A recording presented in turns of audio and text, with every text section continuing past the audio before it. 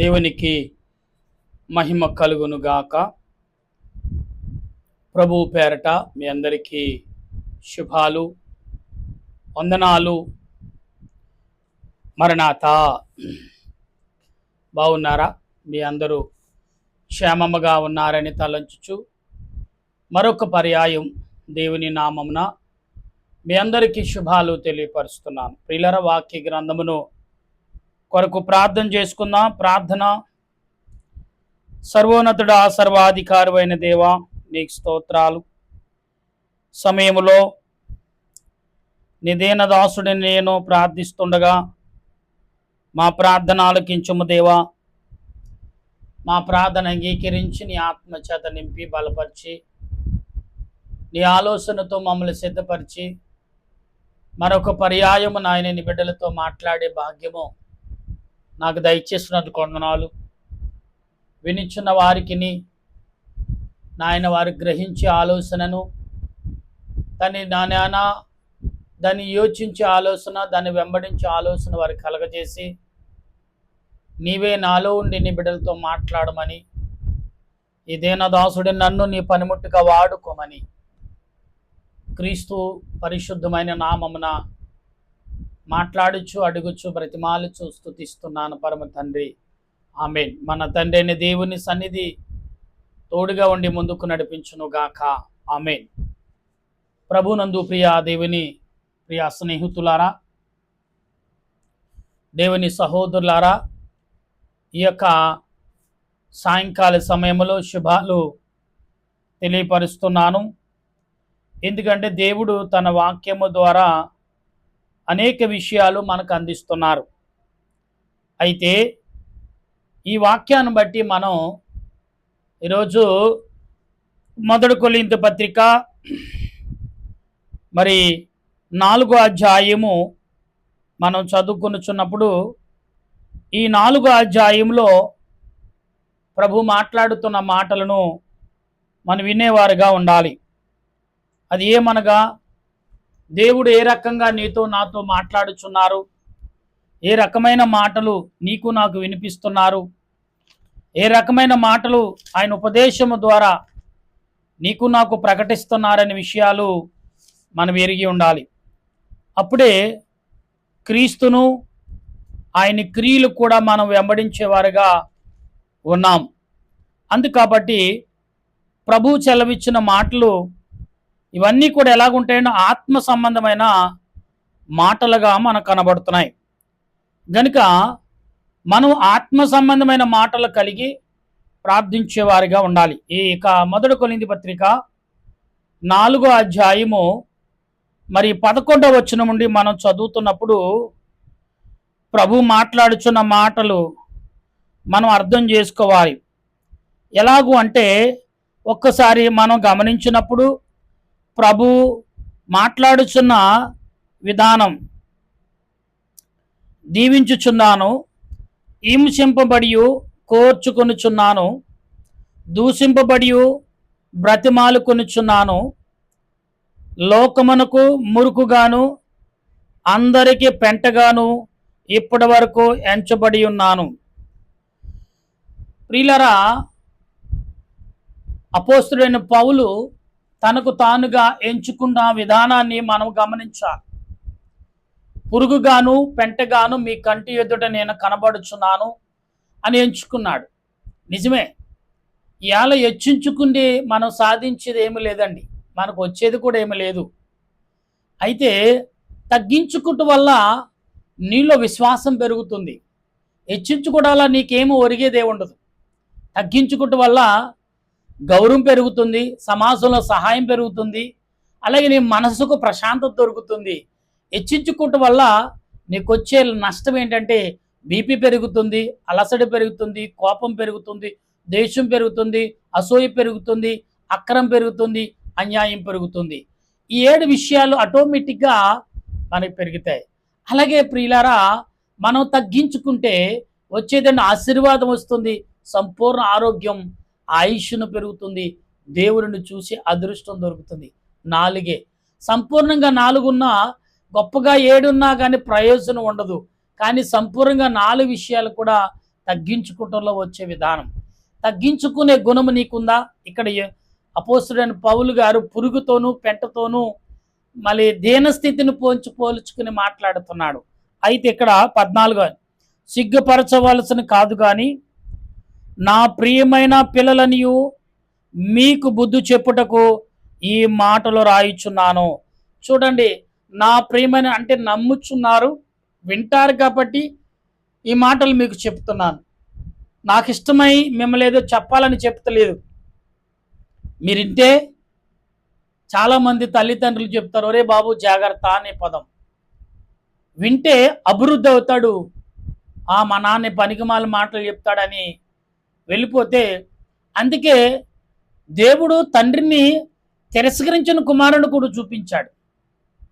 దేవుడు ప్రతి వయసుకి ఆన్సర్ ఇచ్చేశాడు. చిన్నపిల్లవాడు ఎలాగుండాలో ఇసాకుని చూపించాడు, అబ్రహాము కుమారుడు ఇసాకుని చూపించాడు. తర్వాత పెద్ద అయిన తర్వాత ఏసేబు కుమారులను చూపించాడు. ఇంకా పెద్ద అయిన తర్వాత యాకోబు కుమారులను చూపించాడు. అంటే ఏసేబు కుమారులను చూపించాడు, యాకోబును ఏసేబును.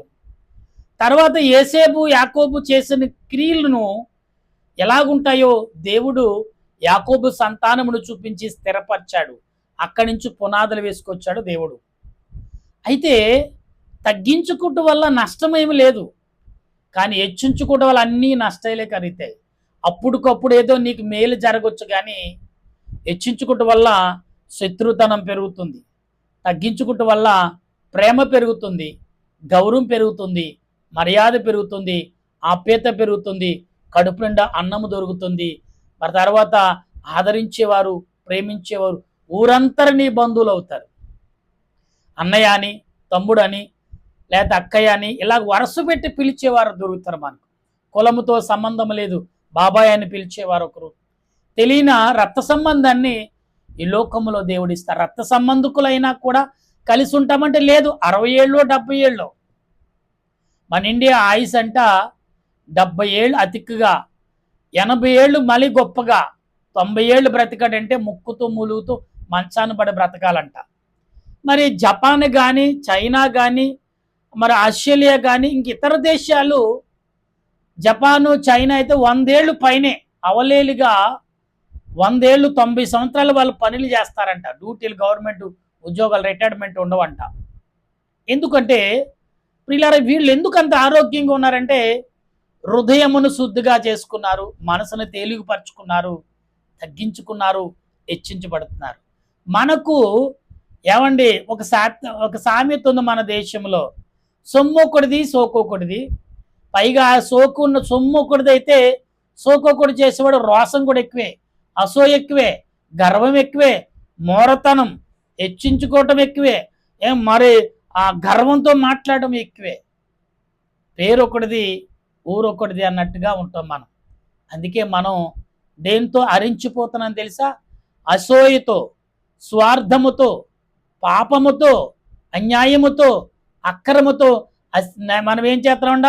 నశించిపోతున్నామంట, హరించిపోతున్నాం. మన వయసు హరించిపోతుందంట, మన ఆరోగ్యం దిగజారిపోతుందంట. మన ఇండియాలో ఉన్న కల్తీ ప్రపంచంలో ఎక్కడా లేదంట. ఏమండి, ఉప్పు ప్యాకెట్ 10 రూపాయలండి, అందులో కూడా కల్తేనంట. పాల ప్యాకెట్ 50 రూపాయలండి, అందులో కల్తీ. పసిబిడ్డల కానించి వృద్ధుల వరకు తాగేది, త్వరగా తాగేది, మరి ఎక్కువగా తాగేది పాలేనండి, అందులో కల్తీ. ఏం చేసుకుంటారండి ప్రియులారా? ప్రతిదీ కలితే. మోసం అంటే మరి ఇప్పుడు అబద్ధం అంటే అనుకోవచ్చు, కానీ కల్తీ అంటే చూడండి, మోసం అంటే ఎంత దారుణం అండి ప్రియులారా. ఈ రాబోయే తరము కొరకు ఈ తరం అంట ఏమంటున్నారంటే కొన్ని మెడికల్ క్యాంపులు పెడుతూ ఉంటారు కదా, వాళ్ళు ఇంజెక్షన్ ఇదని అదని చేసి వాళ్ళ మీద ప్రయోగాలు చేస్తారు. అందుకే మెడికల్ క్యాంప్ ఎక్కడైనా ఫ్రీ మెడికల్ క్యాంప్ జరిగితే మాత్రం మీరు ఇంజెక్షన్లు కానీ చేయించుకోకండి. ఎందుకంటే అక్కడ చాలా ప్రమాదములు మీ మీద ప్రయోగం చేయబడుతుంది. తర్వాత ఏమిటంటే ఇతడుకు అనేకమైన రోగాలు ఉన్నాయని రక్తం చూసి వారు చెప్పడం, చదువుకున్నారు డాక్టర్లు కాదని మనం చెప్పడం, అవును రక్తపోటు ఉంది అందుకే రక్తపోటు గుండు జబ్బు వచ్చాయి, కానీ అవతల వాడికి తెలుసు ఆ ఇంజెక్షన్ ఎందుకు చేశాడు. ప్రియులవారా, అందుకే మనము డబ్బు ఇచ్చినా కానీ ఎలా చనిపోవటగానే సిద్ధపడుతున్నారు తప్ప చాలామంది వైద్యుడిని ఆశ్రయిస్తే 10 రూపాయల మందు 1000 రూపాయలు రాస్తున్నాడు. 1000 రూపాయలు రాస్తే పోనీ అల్పంగా లక్షల రూపాయలు 10 రూపాయలతో ఒక మాత్ర కొట్టుకుంటే వేసుకుంటే దానికి ఇవాళ ప్రియులారా ఆ మాత్ర కూడా బయట ఒరిజినల్ దొరికిదిగా లేదు. మెడికల్ షాప్లో కూడా పేర్లు మార్చారు. మందులు పాతవి ఉన్నాయో నిల్వ ఉన్నాయో నేను మధ్యన మనం చూశానండి. అప్పటి నుంచి కూడా స్వీట్ తింటాం మానేశాను. ఎందుకంటే హల్వా ఏమండి వారం అయింది, అది పంగాస్ అంటే బూజు వచ్చేసింది. దాన్ని మరలా వేడి చేసి మరలా కొత్త దానిలో తయారు చేశాడు. అంటే నిలవుంట వల్ల అది మంచిది ఆయిల్ కానీ నెయ్యి కానీ వాడితే ఆ పంగాసు ఆ బూజు రాదండి. అది డాల్డా వాడటం వల్ల కొవ్వు ఆయిల్ వాడటం వల్ల ఆ పంగాస్ వచ్చి అదేమవుతుంది క్రిమిగల మారి క్యాన్సర్గా మారుతుంది. అప్పటి నుంచి నేను తినటం ఎవరైనా పెడితే వద్దండి నేను స్వీట్లు మానేశానని చెప్తున్నాను. ఎందుకంటే ఒకప్పుడు చాలా ఎక్కువగా హల్వా తినేవాడిని, స్వీట్లు తినేవాడిని. కానీ ఇప్పుడు అన్నీ సడాలంగా బంద్. ఎందుకంటే అది చూశాను కాబట్టి వద్దు. దేవుడిచ్చిన దేహము, దేవుడిచ్చిన ఆరోగ్యం కాపాడుకోవాలి. ఇక్కడ తనకు తానుగా తగ్గించుకుంటున్నాడంటే ఏదో మీకు ఏదో వాక్యం చెప్పకండి ఏదో చెప్తాడు. ఏంటంటే సమాజంలో జరిగిందే మీకు ప్రకటిస్తాను. జాగ్రత్త పడండి. దేవుడిచ్చిన ఈ జీవితాన్ని ఎక్కువగా కాలం బ్రతకడానికి ప్రయత్నం. ఎందుకంటే దేవుడు 100 ఏళ్ళు పైగానే ఆయుష్ ఇచ్చాడు. నువ్వు చేతులారా నీ ఆయుష్ను నువ్వే పాడు చేసుకుంటున్నావు. నీ ఆయుష్ను నీవే హరించేసుకుంటున్నావు. తగ్గింపు కలిగి ఉండాలి. తగ్గింపు మనసు కలిగి ఉంటే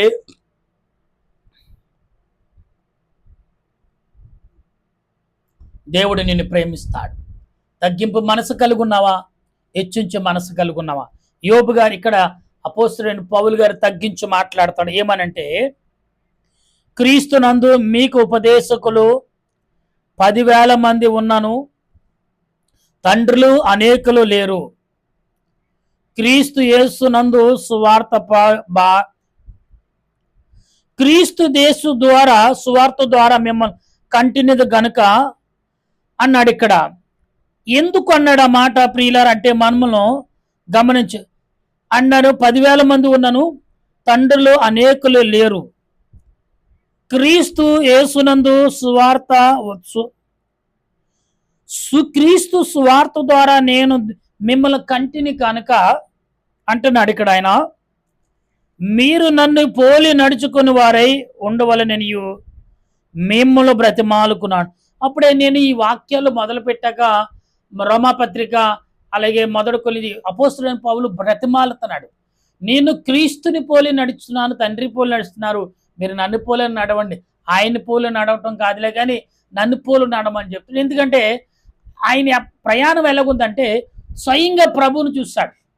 ప్రభు ఏ శక్తిమంతుడు, ఎలాంటి శక్తి కలిగి ఉన్నాడు ఆయన చూసిన మానవుడు. ఆయన అంటున్నాడు ఇదిగో మీరు నాతో నడవలేరు. ఆయన అదృష్టం కలిసి నాకు అదృష్టం కలిగించాడు కాబట్టి మీరు నాకులాగా ప్రభువుని చూడాలని పాపాలు చేయకండి. నేను తెలియకుండా చేసిన పాపాన్ని దేవుడు క్షమించి ఆయన పని కొరకు వాడుకున్నారు. మీరు ప్రభువుని చూడాలని ఆసక్తి కలిగి పాపాలు చేస్తే ఆయనకి తెలుస్తుంది. ఎందుకంటే నువ్వు చిత్రీకరించిన మంచి నీ ఎంతడు నిర్ణయం తీసుకుని పాపం చేస్తే అది క్షమించబడదు.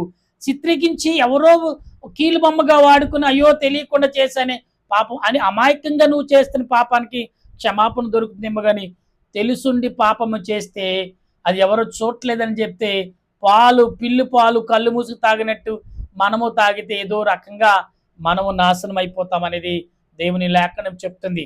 అయితే ఇక్కడ అంటున్నాడు ఆయన ఇందు నిమిత్తము ప్రభువునందు నాకు ప్రియుడును నా కుమారుడును నాకు తీమోతిని మీ వద్దకు పంపి ఉన్నాను.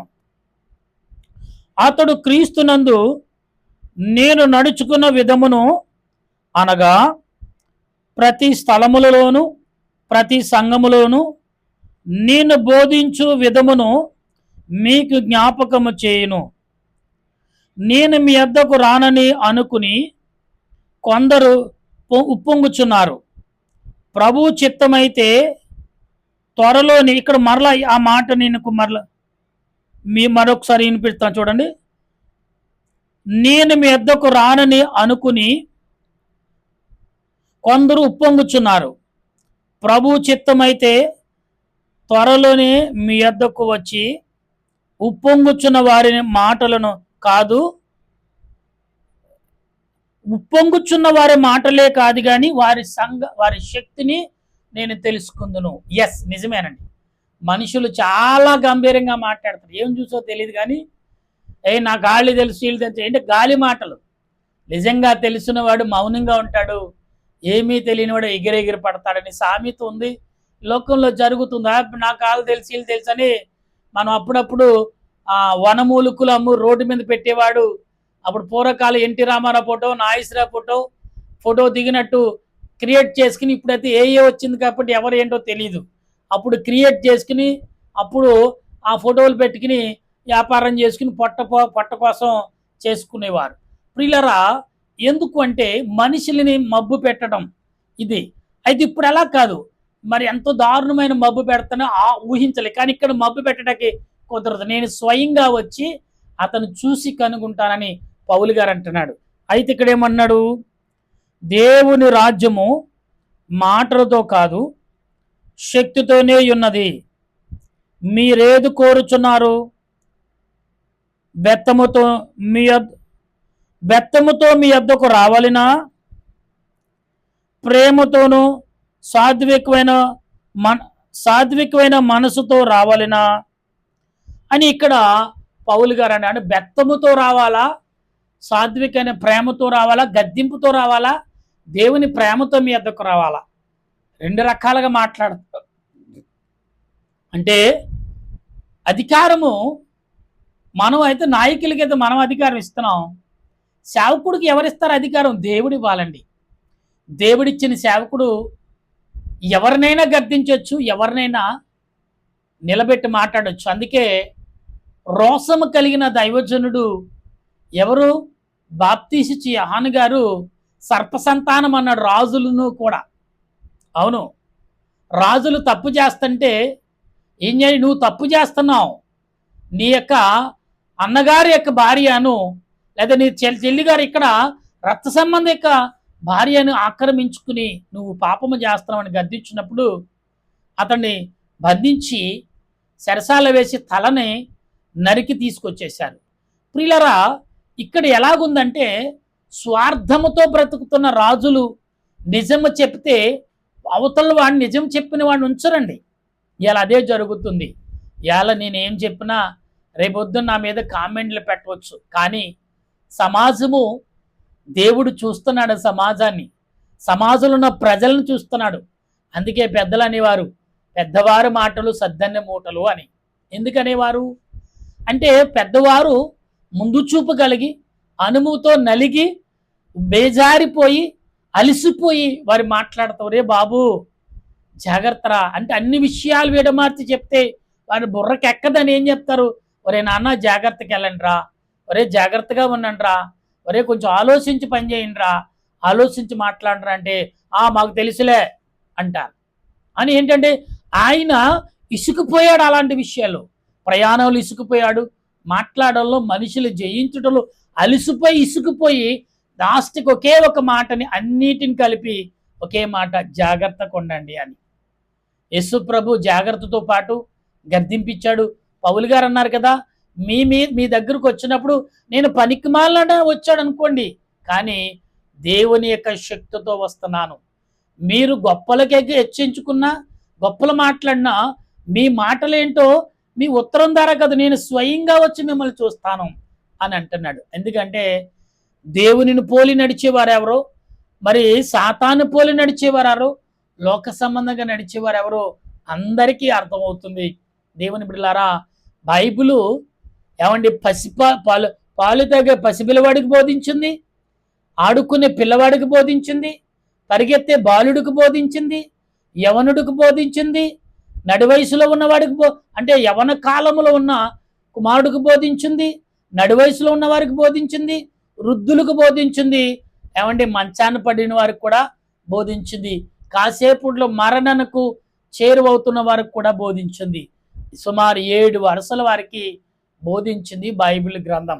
ఎవరిని విడిచిపెట్టదండి, అందరినీ మొదట పుట్టిన మొదలుకొని పిలుపునందే వరకు కూడా ఏదో సమయంలో వాక్యం విని పరలోక రాజ్యం చేరతాడేమో అని ఆశ కలిగి వాక్యం ప్రకటన చేస్తుంది. ప్రియులారా, వాక్యము ఎక్కడికైనా చొచ్చు వెళ్ళగలదు. అందుకే దేవుని వాక్యము బలమైనది, సజీవమైనది, రెండంచుగల వాడిగల ఖడ్గమైనది, ఎటువంటి ప్రాణాత్మలైన కీళ్లనైనా మూలుగులైనా విభజించుకుంటూ దూరుచు హృదయక తలంపులను ఆలోచింపచేయుచుని. దేనిని లెక్క చేయదండి దేవుని వాక్యం. చేరవలసిన చోటకు చేరుతుంది. మెలుకు కలగజేసే మనిషికి మెలుకు ఇస్తుంది. ఆ మనిషిని లేవనెత్తుతుంది. చేరవలసిన చోటకు చేరుస్తుంది వాక్యం. నా ప్రియ సహోదరులారా, స్నేహితులారా, పెద్దవారులారా, చిన్నవారులారా, యవనస్తులారా, స్నేహితులారా, అన్నదమ్ములారా, అక్కజెల్లులారా, నా తండ్రులారా, నా తల్లులారా, మీరందరూ కూడా జాగ్రత్త కలిగి ఈ మాటలని వింటారని ప్రభు నామమున, ప్రభు యొక్క సేవకుడిగా మీకు అందరికి విన్నపించుకుంటున్నాను. ఈ మాటలని శ్రద్ధ కలిగి వినండి, ప్రార్థన చేయండి, ఆయుష్ను పెంచుకోండి, ఆరోగ్యం కలుగునండి, సమృద్ధిగా జీవించండి, సిరి సంపదలతో ఆనందముతో దేవునిని స్తుతించే భాగ్యము మనందరకు దేవుడు అందించి బలపరచునుగాక. ఆమేన్. ప్రార్థన చేసుకుందాం. ప్రేమామయుడా, కరుణామయుడా, దయామయుడా, సృష్టికర్త, మహోన్నతుడా, మహాగణుడు అయిన మా ప్రభువా, ఇంతవరకు నీ బిడ్డలతో నువ్వే మాట్లాడావు. వారికి ఏ మాటలు ఉపదేశించాలో, ఏ మాటలు బయలుపరచాలో అట్టి మాటల ద్వారా నువ్వు బయలుపరిచి మాట్లాడినందుకు వందనాలు, స్తుతులు, స్తోత్రాలు చెల్లిస్తున్నాను. ఈ సమయంలో మాట్లాడుచున్నదిగా నేను కాదు, నీవే. నీ వాక్యము ద్వారా, నీ ఆలోచన ద్వారా మాట్లాడి నీ సన్నిధి వరకు తోడుగా ఉంచి నీ ఆత్మ నడిపింపు దయచేసి నీ ఆలోచనతో బలపరిచి, ఎవరైతే ప్రభా మరి నాని నీ వాక్యాన్ని వింటున్నారు, అది పెద్దవారైనా, చిన్నవారైనా, నడివయసు వారైనా, యవనస్తులైనా, ఏ ఆశ కలిగి, ఏ తలంపులు కలిగి, ఏ ఉద్దేశము కలిగి నిన్ను తండ్రి దేవా, నా ప్రభువా, నా రక్షక, నా విమోచనకర్త దేవా అని పిలుచుచున్న వారందరికీ సహాయం చేయము దేవా. ఏ శోధన ఇదా అని నేను చెప్పలేను ప్రభా. అన్ని విషయాల్లో శోధనే ఉన్నది, అన్ని విషయాల్లో వేదనే ఉన్నది, అన్ని విషయాల్లో కన్నీరు ఉన్నది, అన్ని విషయాల్లో కలహాలు, బాధ, చింత, చివుకు ఉన్నది. ఇవన్నిటినీ తప్పించేది ఒకటే ప్రభా, ప్రార్థన, నమ్మకము, విశ్వాసముతో నీ ఎదుట మొరపెట్టడమే. ఇట్టి భాగ్యము నా దేశ ప్రజలకు, ప్రపంచ ప్రజలకు, నాయన గ్రామస్తులకు, పట్టణస్థులకు, దేశస్థులకు, మా కుటుంబానికి, మా చుట్టుపక్కల వారికి, మా దేశం వారికి అందరికీ అందించి నడిపించి బలపరచుమని మా ప్రభువును, రక్షకుడును, త్రియేక దేవుని పరిశుద్ధమైన నామములో ఈ మాటలు ఆయన ప్రార్థన అంగీకరించి నెరవేర్పదాయిచ్చమని ఆత్మరక్షణకర్త యేసుక్రీస్తు నామమున అడుగుచున్నాను పరమ తండ్రి. ఆమేన్. పరలోక మా పరమ తండ్రి నామను పరిశుద్ధపరచునుగాక, నీ రాజ్యం వచ్చునుగాక, నీ చిత్తం పరలోకమందు నెరవేరినట్టు భూమి యందు నెరవేరను గాక. మానుదుడు మగ దయచేయము. మళ్ళీ ప్రార్థన చేసిన వారిని క్షమించిన ప్రకారం మా ప్రార్థన క్షమించు. శోధనగా కింద తప్పించు రాజ్యము, శక్తి, మహిమ నిరంతరం నావు తండ్రి. ఆమేన్. ఏశ్రతమే జయము, అపాధికులేము ప్రవేశరతమే జయము, అపాధికులేము ప్రభు, సంపూర్ణ విజయం, అపాధికంతక నాశనం. హల్లెలూయా, హల్లెలూయా. స్తోత్రం, స్తోత్రం. ఆమేన్, ఆమేన్. మన తండ్రి అయిన దేవుని ప్రేమ, త్రియేక దేవుని కృప, పరిశుద్ధాత్మిక అనేక జీవితం ఎప్పుడు ఎల్లప్పుడు సదా తోడుగా ఉండి ఆయన రాకడకు మనలందరినీ సిద్ధపరచును గాక. ఆమేన్, ఆమేన్, ఆమేన్. మీ అందరికీ వందనాలు. మరణాతా.